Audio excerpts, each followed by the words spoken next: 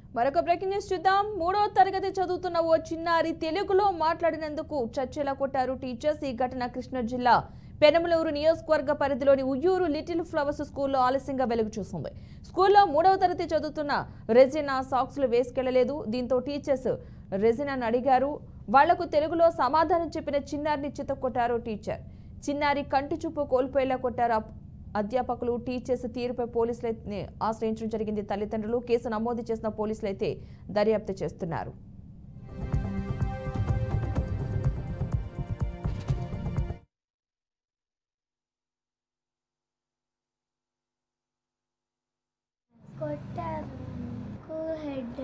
గౌతమి తెలుగులో మాట్లాడుతున్నాను కొట్టారు. షూస్ వేసుకురాలేదని, సాక్స్ వేసుకురాలేదని, రిబ్బన్స్ కట్టుకురాలేదని. పేరెంట్స్ మీటింగ్ టైంలో నాకు మీ అమ్మమ్మకి పెద్ద పెంట పెట్టావు, మళ్ళీ ఇప్పుడు కొట్టానని చెప్తే నా చేతిలో చచ్చిపోతావు అని చెప్పారు. పర్ఫెక్ట్ యూనిఫామ్ లేకపోతే మాత్రం కొట్టేసేవాళ్ళండి. కిందే కనీసం డైరీలో రాసింది కూడా చూసేవాళ్ళు కాదు. చూడకుండా కిందే ఒకళ్ళు నుంచొని బెత్తం పెట్టి కొట్టి పైకి తీసుకెళ్లేవాళ్ళు అనమాట.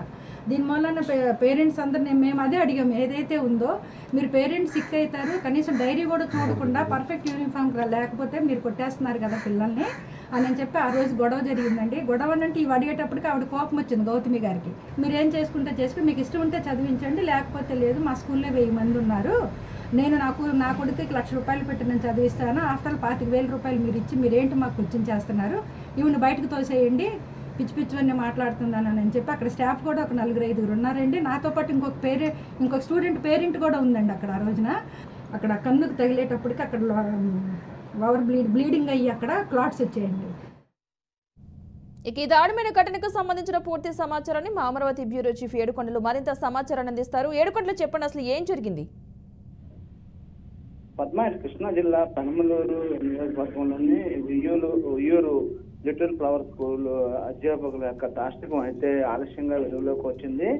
3వ తరగతి చదువుతున్న చిన్నారి ఇంగ్లీష్ లో మాట్లాడలేదనేటువంటి ఒక కోపంతో విచక్షణ రహితంగా కూడా పాపను కొట్టడంతో ఆమెకు కంటిపైన గాయమైంది. ఇదంతా కూడా గత నెల 22వ తారీఖున జరిగిందని చెప్పేసి కుటుంబ సభ్యులు చెప్తున్నారు. అయితే అప్పటి నుంచి కూడా పన్ను మీద గాయం అవడం, అది బాగా గొప్పి కట్టడంతో ఆసుపత్రికి తీసుకెళ్లారు. అయితే ఆసుపత్రిలో ఆ పాపకి చూపు మందగిస్తుంది, అది దెబ్బ వల్ల అని చెప్పి చెప్పడంతో ఒక్కసారిగా కంగుతున్నారు. దీంతో అటు స్కూల్ యాజమాన్యానికి ఫిర్యాదు చేసినప్పుడు కూడా వారైతే మాత్రం సరైన సమాధానం చెప్పలేదని చెప్తున్నారు. అయితే ఆ చిన్నారి కేవలం ఇంగ్లీష్ లో మాట్లాడలేదు అనేటువంటి ఒక నెపంతో తను కొట్టారని చెప్పేసి చెప్తున్నారు. మరోవైపు స్కూల్లో సరైనటువంటి ఫ్యాకల్టీ లేదని గతంలో అలా నాయనమ్మ అడిగినందుకు కూడా కక్ష పెట్టుకుని ఈ విధంగా చిన్నారిని కొట్టారని చెప్పి చెప్తున్నారు. అయితే చిన్నారి తల్లిదండ్రులు మాత్రం విదేశాల్లో ఉంటారు. వారు 2 రోజుల్లో రాబోతున్న నేపథ్యంలో వీరు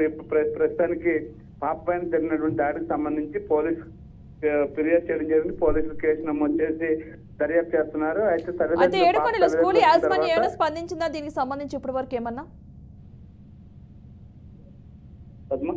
స్కూల్ యాజమాన్యం ఏమైనా స్పందించిందా ఈ ఘటనకు సంబంధించి?